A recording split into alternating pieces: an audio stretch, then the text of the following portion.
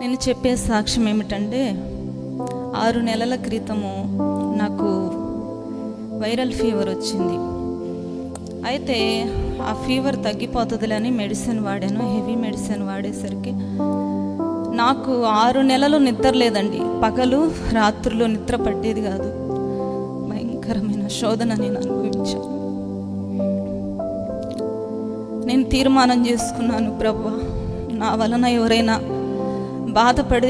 బాధపడుతుంటే, ఒకవేళ నా ప్రవర్తన వలన ఎవరైనా వేదనతో ఉంటే వారి విషయమై నీ సన్నిధిలో క్షమాపణ అడుగుతున్నాను అయ్యా. నాకు ఈ బలహీనతను తీసివేస్తే సభలు ఘనంగా జరిగితే ఆ సభలలో ఆఖరి రాత్రి నీ సన్నిధిలో నేను సాక్ష్యం చెప్తానని ప్రార్థన చేసుకున్నాను.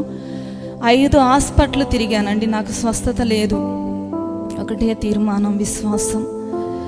ఆ బలహీనతలో నాకు ఆకలి ఉండేది కాదు, స్మెల్ వాసన తెలిసేది కాదు, రుచి తెలిసేది కాదు, నీరసం. ప్రతిరోజు జ్వరం వచ్చినట్టే ఉండేది.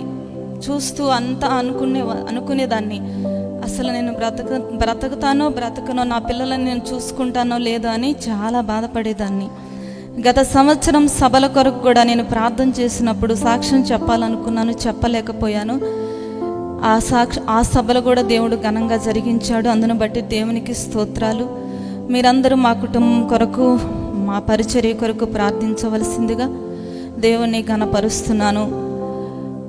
వైద్యుల కంటే దేవుడు గొప్పవాడు, ఆయన సజీవుడు, స్వస్థపరచగలిగిన వాడు.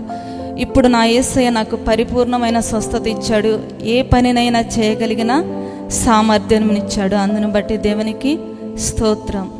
ఆమేన్. దేవుడి సాక్ష్యం దీవించునుగాక.